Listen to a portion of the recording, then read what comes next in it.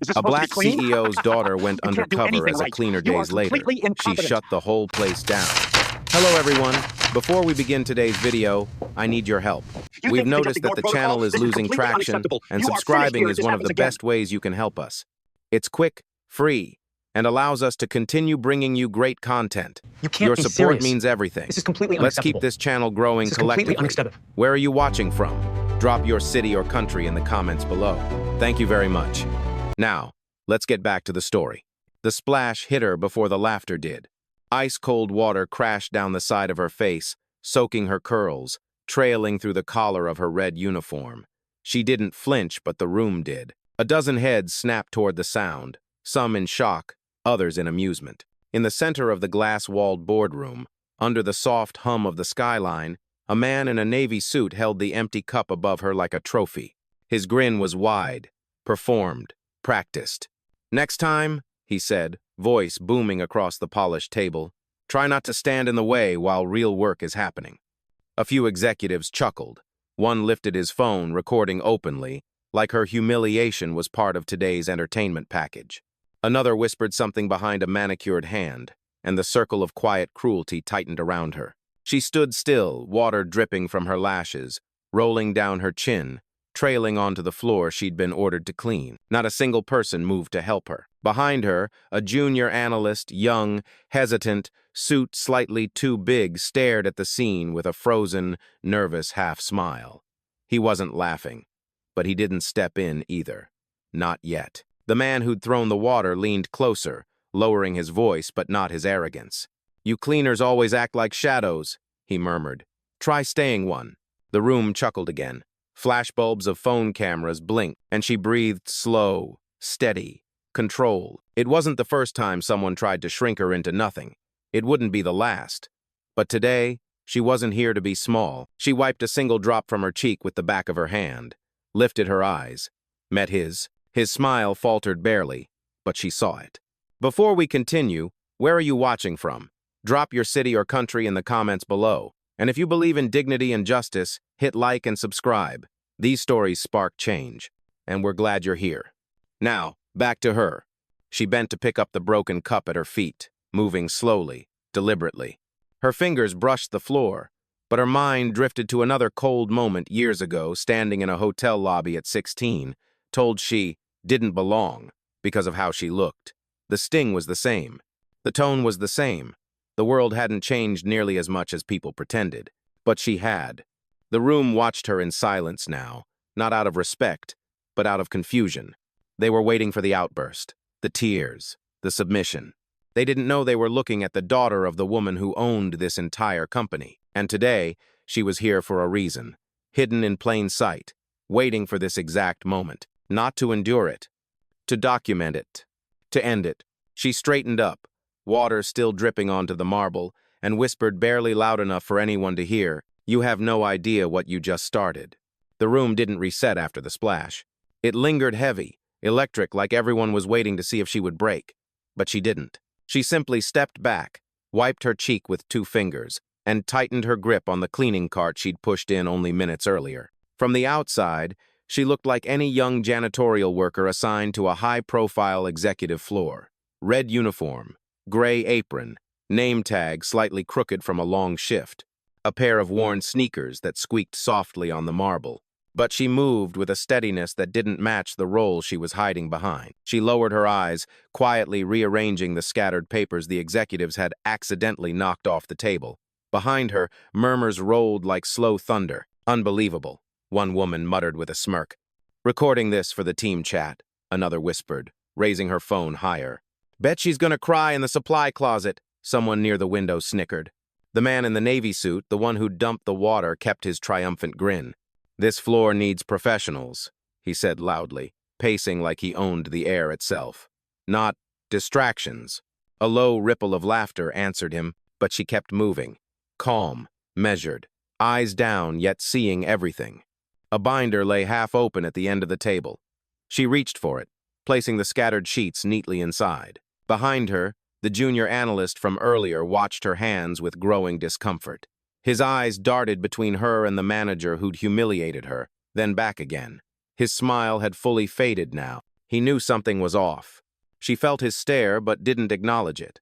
Instead, she leaned forward to wipe a ring of spilled coffee off the conference table.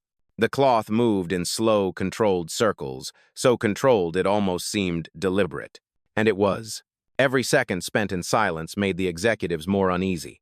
They expected fear, panic, pleading. But all they got was quiet competency, quiet defiance. The Navy suit scoffed. "Look at her," he announced to the room, "not even defending herself. That's the problem with people like—" He didn't finish. The analyst cut in, voice thin but audible. "Sir, maybe we should stop. She hasn't done anything wrong." A pin could have dropped. The manager turned slowly, the smile on his face sharpening. "You're new here," he said, tone condescending. "Let me give you a lesson." He pointed directly at her. "People like that stay in line. That's how this floor works." The analyst swallowed hard, regret flickering across his face as several executives nodded in agreement. She kept wiping the table. One slow stroke, then another. But inside, something clicked into place. They hadn't just exposed their prejudice. They'd exposed their culture, exactly what she came to document. She straightened up just slightly, just enough for the analyst to see the glint in her eyes, the tiniest signal. She wasn't here to endure this. She was here to end it. The tension didn't settle. It thickened, spreading through the boardroom like a slow leak of smoke. Every breath felt heavier, every glance sharper. She pushed her cart toward the far side of the room, collecting empty glasses and abandoned folders. The wheels rolled softly over the polished floor, but the murmurs behind her grew louder, bolder, now that someone had stepped out of line to defend her. "Unprofessional," one executive whispered. "She's making a scene just by standing there. Honestly, HR should have screened her better." The manager in the Navy suit, still riding the high of his cruelty, followed her movements with an arrogant tilt of his head. He crossed his arms, leaning against the table like her presence was an inconvenience to his afternoon. "She's deliberately dragging this out," he said to the room, loud enough to be heard. "Milking attention." He smirked, adding under his breath, "Typical." She reached for another glass, placing it gently in the cart. Then came the moment that changed the room. One of the executives, a woman with sharp eyeliner and sharper opinions, accidentally kicked over a stack of reports. Pages fanned across the floor at her feet. "Oh no," she said dryly, not even pretending it was an accident. "Clean that up, quickly." The others chuckled. Someone even applauded sarcastically. She crouched down, gathering the papers one by one. Her fingers moved calmly, but her chest tightened as another memory surfaced. Not a memory of humiliation, but a warning. Her father's voice, steady and firm. "If you ever see cruelty done casually, that's where the rot begins. That's where you look hardest." She inhaled slowly, steadied her hands, kept her head down. But she wasn't just picking up papers. She was counting faces, cataloging behavior, measuring the room's temperature like a silent auditor. The junior analyst shifted uncomfortably, his jaw tense as he watched the spectacle. He opened his mouth twice, trying to say something, but fear won. His gaze dropped to the floor. The manager caught the hesitation and scoffed. "You'll learn," he told the analyst, loud and patronizing. "People like her need instructions spelled out. Otherwise, they take advantage." He glanced at her again. "Sweep faster, you're holding everyone up." She stood slow, controlled, dignified, holding the stack of papers against her chest. For the first time, she spoke directly to him. Her voice was soft, barely above a whisper. "I'm not the one holding anything up." The room froze. Her tone wasn't defiant. It wasn't emotional. It was true in a way that made the manager's smile tilt into something colder. "Watch your mouth," he barked. "You're replaceable." She blinked once, calmly. He had no idea how replaceable he was. Before she could step away, another executive chimed in, the tall man near the windows, smirking with his arms crossed. "Hey," he said, half laughing. "Before she goes, make sure she wipes down the screen for us. We can't start the presentation with her fingerprints all over it." More laughter. She turned toward the monitor, walked over, lifted her cloth, and as the screen lit up to life, a small reflection stared back at her. Her own eyes, steady and sharp, surrounded by a room full of people who thought she was powerless. They had no idea. Power was recording every second of them. Power was walking quietly among them. Power was about to change the entire floor, and she wasn't done yet. The monitor's glow washed over her face, a soft blue reflection across her eyes. Behind her, the air shifted not loudly, not dramatically, but enough for anyone paying attention to feel it, and one person was. The junior analyst. He stood a few feet away, clutching a tablet to his chest like a shield. His fingers tightened, loosened, tightened again. His eyes bounced between her hands and the manager's smirk, like he was trapped in the middle of a moral quicksand. Finally, he cleared his throat. Barely. A sound so small it almost got swallowed by the murmurs. Excuse me, he said, voice thin. No one turned. He tried again louder this time. Excuse me. The room paused, only a little, but enough. The manager shot him an irritated glance. What now? The analyst swallowed, Adam's apple bobbing hard. I think we should check the system before we make assumptions. A few executives exchanged looks, confused and mildly annoyed. One woman rolled her eyes, another let out a small scoff. The manager stepped toward him, jaw tightening. Check. What system? He asked slowly. The analyst's hands trembled slightly as he unlocked his tablet. He navigated through several menus, HR access, personnel logs, floor permissions. Then he hesitated, glancing up at her as if asking for permission to continue. She didn't look back. She kept wiping the screen with steady strokes, but the slightest shift of her shoulders told him everything. It's okay. Look. He exhaled shakily and tapped into the internal employee database. A name flashed across the screen. Her name. Her file. But the field that stunned him wasn't her job title. It was the clearance tag attached to it. Executive-level internal access restricted tier. His heart kicked. That kind of clearance. No janitorial worker had that. No entry-level employee had that. Only corporate bloodlines, founders, or audit controller personnel did. He blinked fast, like he wasn't sure he was reading it correctly. Sir, he said, turning the tablet slightly, there's something you should see. The manager scoffed without looking. I don't need to see anything. She's staff. Staff is staff. But the analyst's voice cracked under pressure. This clearance isn't normal. It's way above ours. That got attention. Heads turned. Real concern flickered just a spark in a few faces. The manager marched over and snatched the tablet from the analyst's hands. Stop overthinking. It's probably a glitch. Oh. He looked down at the screen. Then his jaw clenched. The clearance code wasn't a glitch. It wasn't even ambiguous. It was higher than his. He locked the tablet and shoved it back into the analyst's arms so hard the young man nearly dropped it. You're mistaken, the manager hissed. That's confidential. You don't speak on it, ever. The analyst stiffened, breathing shallow. Sir, we can't just... Yes, we can, the manager snapped. And we will. The room fell silent again. Heavy. Watching. Waiting. Then the analyst made the first brave decision of the afternoon. He stepped toward her. Just one step. Enough for everyone to notice. I saw your name, he said softly, voice trembling but clear. You're not who they think you are you? She finally paused her cleaning, lifted her head, met his eyes, and for the first time since entering the room, she spoke more than a whisper. No, she said. I'm not. The room didn't breathe when she answered him. Silence pressed against the glass walls, thick enough to feel. The manager's smirk twitched just enough to reveal the crack beneath it. He stepped forward, closing the space between them like he owned it. Oh, really? He scoffed. Then who exactly are you? Some undercover auditor? A secret inspector? He laughed sharply. Please, you're a cleaner who's gotten a little too bold. A few executives chuckled again, clinging desperately to the hierarchy they believed in. She didn't move, didn't blink. The analyst, voice unsteady but braver than before, tried to intervene. Sir, the clearance level... The manager cut him off with a raised hand. Enough. She needs to be reminded of her place. And then he did the one thing that snapped the room's remaining composure. He reached out and grabbed her wrist. Hard. Gasps shot through the room. The analyst froze. Phones lifted instinctively, filming without permission. Drop the act, the manager snarled. You don't walk around my floor with attitude. For the first time, a flash of something sharp crossed her gaze. Not fear. Recognition. Because she'd felt that grip before years earlier. She was 12, standing in the lobby of her mother's first office building, wearing jeans and a backpack after school. A security guard had grabbed her arm exactly like this, dragging her toward the exit because kids like you don't belong in executive areas. Her mother hadn't yelled, hadn't argued. She'd simply walked in, calm as a storm's eye, and removed the guard from employment within minutes. Her mother had told her afterward, Power doesn't shout, it remembers. And she remembered now. She pulled her wrist free, not violently, but with controlled precision. "You shouldn't have done that," she said quietly.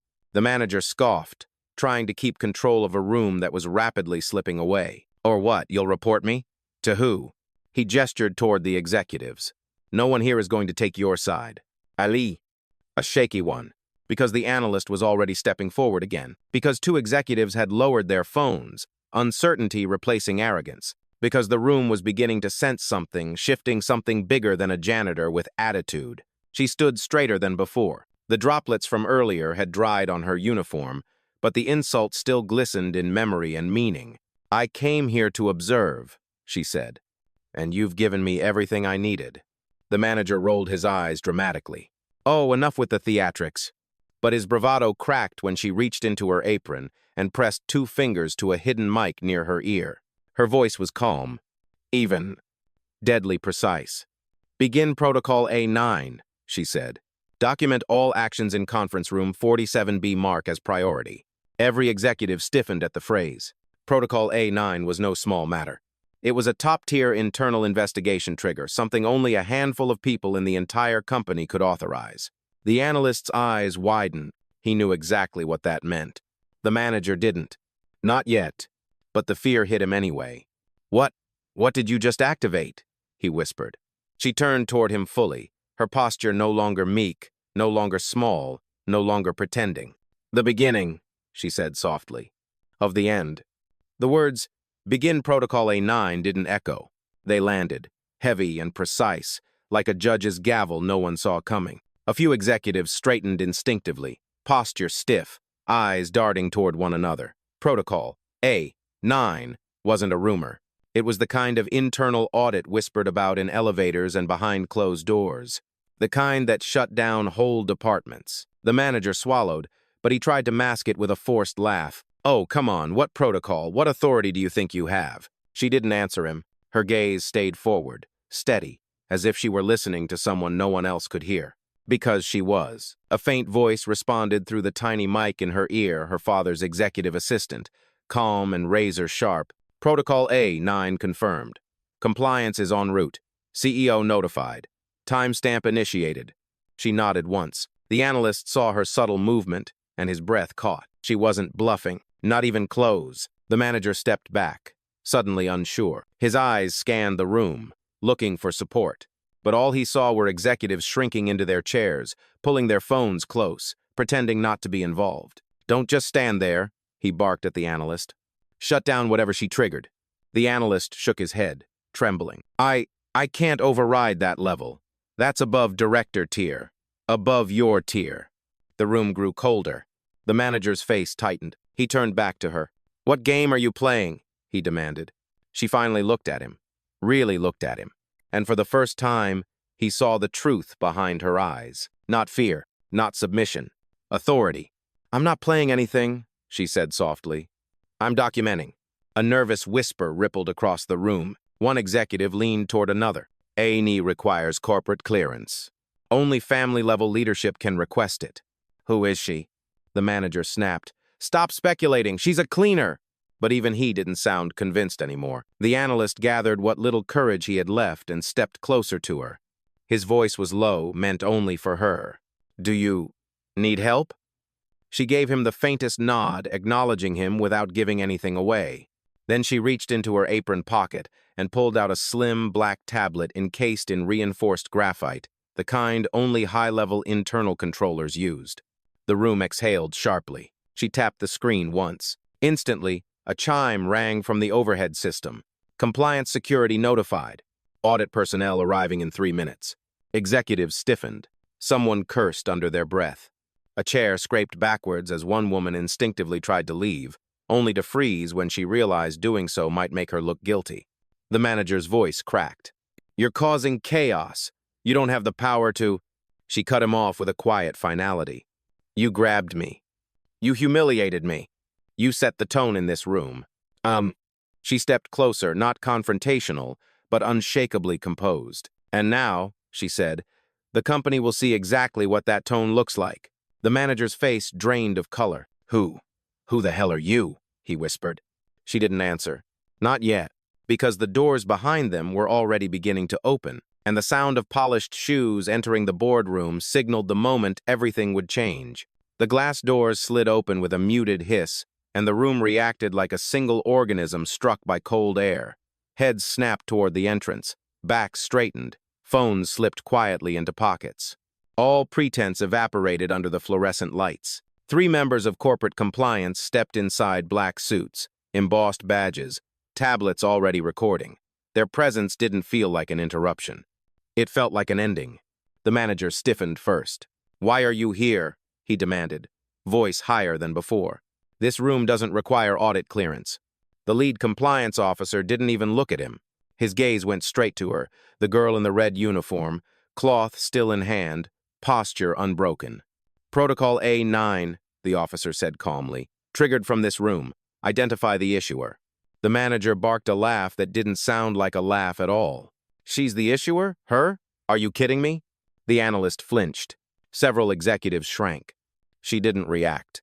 Instead, she placed the cloth neatly into the cleaning cart, wiped her damp hands on her apron, and stepped forward just once close enough for the officers to see her clearly. Her voice was steady, unhurried. "I initiated the protocol."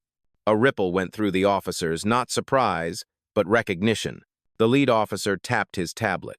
"State your name for verification." The manager smirked, ready to pounce. "Yes," he said loudly. "Please do, let's end this delusion." She met the officer's eyes. Her own reflection shimmered faintly in his badge. "My name is—" But before she finished, the analyst stepped forward, unable to stay silent. "I saw her file," he said, voice cracking but firm. "She has executive-level clearance, higher than all of us here, including management." The room turned on him instantly, glares, disbelief, panic. The manager spun toward him, fury rising in his throat. "You don't know what you're talking, Ab." "I saw it," the analyst insisted. "I saw the access codes. She's not staff. She's not even a contractor. She has top-tier permissions." He swallowed, then added, almost whispering, "She outranks this entire floor." A silence dropped so heavy it felt like the building itself leaned in to listen. The compliance officer turned back to her. "Ma'am," he said with a small nod, "please confirm." She inhaled slowly, not dramatically, but with the weighted calm of someone who had carried this moment in her pocket all day. "My name," she said, "is Alana Pierce." A few executives jolted recognition dawning. Too late. The manager froze. "That's not possible," he whispered. That's the CEO's last name." Her eyes hardened not with anger, but with truth sharpened into a blade. "I'm his daughter." The words didn't explode. They detonated quietly, efficiently, like a silent weapon designed to end battles before they began. And they did. Executives recoiled. Chairs shifted. Someone dropped their pen. The manager's face drained completely, his mouth opening with no sound. Compliance didn't react with shock. They simply nodded, already adjusting their posture, already logging a higher-level protocol. They knew. She wasn't an intruder. She was the one person this entire floor couldn't afford to underestimate. And the manager? He finally realized he hadn't poured water on a janitor. He had poured it on the daughter of the woman who owned his future. The realization didn't settle, it hit. A visible shockwave rolled through the boardroom. Shoulders tensed, jaws clenched, eyes darted in every direction except hers. The man in the navy suit, the self-appointed ruler of the room, took one involuntary step back. Alana didn't move. She didn't need to, because the moment her name left her lips, the room began collapsing under its own weight. The lead compliance officer tapped his tablet. "Verification complete. All personnel on this floor are now subject to mandatory A9 review." A collective gasp followed. Some executives exchanged horrified looks. Others quietly cursed the manager under their breath. The manager raised both hands, frantic. Wait, this is insane. She's lying. She has to be lying." "She's not," the analyst said quietly. "Her clearance code matched the family tier. That's only assigned to—" "Enough!" the manager barked, voice cracking. He pointed at Alana with a trembling finger. You set me up. You walked in here dressed like... His words tangled and died as he realized every sentence made him sound worse. Alana lifted her chin slightly. "I walked in here dressed as someone you believed you could mistreat." "Ugh." The officer turned to the manager, tone clinical. Please surrender your access badge. That single sentence broke him more than any shouting could. What? No, no, I'm the senior operations manager. You can't strip my access based on Protocol A9, the officer replied coldly. And your documented behavior in this room. Every phone angled slightly downward, recording. The manager shook his head like a man refusing gravity. This is a misunderstanding. I didn't know who she was. Alana met his eyes, calm, unblinking. And that, she said softly, is the problem. Has sputtered. I wouldn't have acted like that if I'd known. She raised a hand. The room froze. Your respect, she said, should not depend on who you think someone is. The words landed harder than the protocol. The officer stepped closer. Badge, now. Hands trembling, the manager pulled his lanyard over his head. The scanner on the wall flashed red when the officer tapped it. Access revoked. A sound so final, it silenced even the muttering executives. The woman who'd kicked the stack of reports earlier tried to slip toward the exit, but another officer blocked her path. Ma'am, no one leaves during an A9 event. She paled. What? You're treating us like criminals. Behavior will determine classification, the officer replied. The words chilled the room. The analyst shifted awkwardly, glancing at Alana. He didn't look scared. He looked relieved. Finally, the manager, voice small now, tried one last plea. Alana, Miss Pierce, please. I have a family, a mortgage. I can't lose this job. She didn't respond immediately. Her silence wasn't cruel, it was deliberate. When you grabbed me, she said, you didn't think about my family, or my dignity, or that I was someone's daughter. She held his gaze with quiet finality. And now you're learning that consequences don't care about comfort. The manager collapsed into a chair, head in his hands. Compliance officers began sealing the room, logging statements, tagging evidence. Executives whispered desperately. The analyst stood a little taller. And Alana, she watched the entire structure of the floor fold under the weight of its own arrogance. Not with vengeance, with clarity, with purpose, with power. The boardroom, once loud, smug, untouchable, had fallen into a hush that felt almost sacred. Not respectful, no, reckoning. The kind of silence that arrives only after truth rewrites the balance of a room. Compliance moved methodically, gathering statements, marking timestamps, cataloging every cruel laugh and negligent gaze. Each soft tap on their tablets echoed like a distant drumbeat sealing fate. Alana didn't watch them. She watched the people who had watched her suffer. The woman with the sharp eyeliner stood rigid near the window, hands clasped, eyes fixed on the floor. The executive who had smirked while filming now clutched his phone with both hands, knuckles white.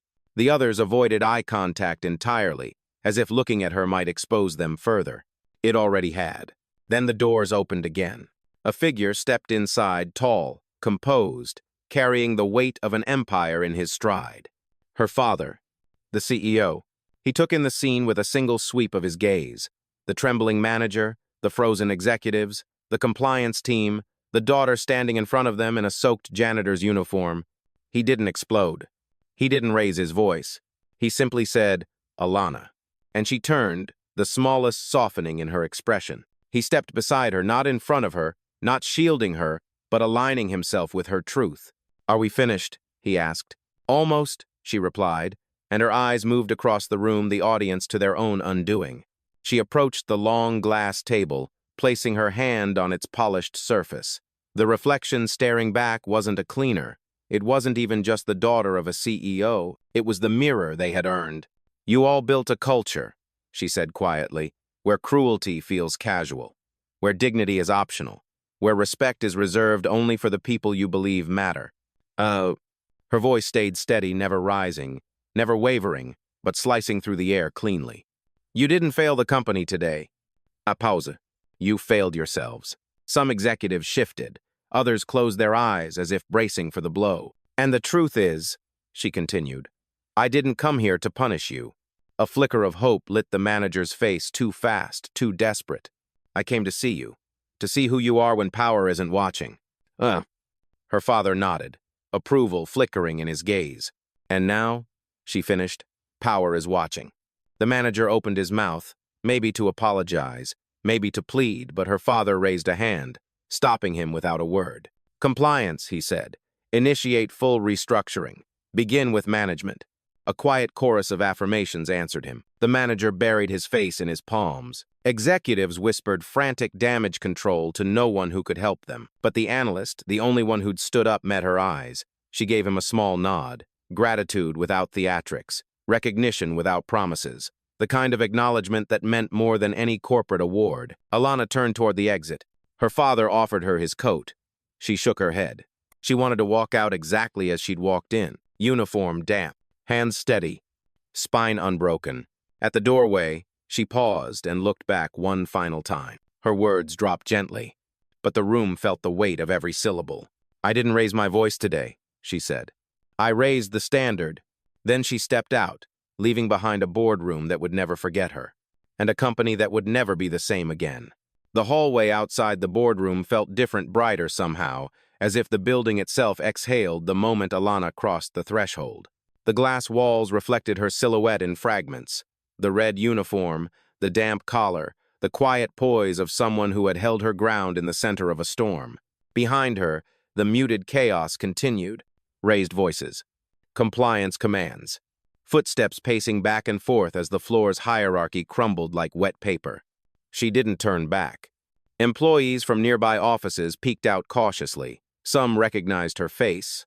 Others recognized the last name on the digital directory. A few simply stared at her in awe, whispers traveling faster than elevator doors could close. "That's the CEO's daughter? She was undercover? Did they really?" "Yeah, they did." One woman, a receptionist she'd passed earlier, stood up slowly from her desk. Her expression held a mixture of disbelief and something else. Relief. "You didn't have to go through that," the receptionist said softly. Alana paused, offering a small, understanding smile. "People like them don't change unless they're seen," she replied. And today they were seen. The receptionist nodded, swallowing a tight breath. As Alana continued down the hall, the junior analyst hurried out of the boardroom, breathless, looking like someone who'd just sprinted through a field of landmines. "Alana," he called. She stopped. He jogged up, tablet tucked awkwardly under one arm. I just wanted to say thank you for standing up for everything." She shook her head gently. "You were the first one to speak. That takes courage." He blinked, surprised she'd noticed at all. "I thought I didn't do enough," he admitted. "You did what mattered," she said. "Most people don't even do that." His shoulders eased for the first time that day. Will everything change now?" he asked. She glanced toward the boardroom doors, the muffled echoes of consequences still unfolding. "This floor will," she answered. "And sometimes, a building only needs one floor to shift before the rest follows." The analyst smiled, a real one this time. Alana gave a final nod and walked toward the executive elevator, leaving behind the ruins of an old culture and the blueprint of a new one. Quietly, purposefully, powerfully, word didn't spread through the company. It erupted. By the time Alana stepped out of the executive elevator into the main lobby, employees were already gathered in clusters, some whispering urgently, others glued to their screens replaying clips from the boardroom. Even without context, the footage made the truth unmistakable. The uniform, the water, the arrogance, the moment she spoke her name. The moment the floor shifted, security guards stiffened when they recognized her. Not out of fear, out of respect. A few nodded subtly. One held the elevator door a beat longer than necessary, a silent acknowledgement that today meant something bigger than policy. Near the reception desk, two interns sat frozen with wide eyes, watching a replay loop on one of their phones. "That's really her? The CEO's daughter?" She didn't yell once. No, she didn't have to. Their awe washed through the room like an upward draft, lifting morale in places that rarely felt warm. Across the lobby, a senior HR director nearly dropped her stack of folders upon seeing Alana approach. "Miss Pierce, I had no idea you were on site today." "That was the point," Alana replied simply. The HR director exhaled, flustered. "We've received immediate directives from compliance, mandatory culture review, floor audits, management replacements. Everything is moving very fast." "It should," Alana said. Her tone wasn't sharp, just firm. A calibration of standards. She walked past the director toward the glass entrance where the city skyline shimmered, each window pane catching faint reflections of an empire under renovation. Behind her, The automatic doors slid open, and a woman hurried up someone from housekeeping, still in uniform. She hesitated, then spoke in a tentative voice. "What you did today," she whispered, "it mattered, for all of us." Alana paused this time, letting herself smile, a real one that softened the steel in her posture. "I didn't do it alone," she answered. "Everyone who saw something wrong and felt something, that's where change starts." The woman nodded, eyes damp. As Alana stepped out into the afternoon light, the building's glass facade mirrored her back. Not a cleaner, not a hidden heir, but a catalyst. A reminder. A standard raised. And the first quiet tremor of a culture finally waking up. The city air felt different outside, cooler, sharper, as if even the wind understood something had shifted.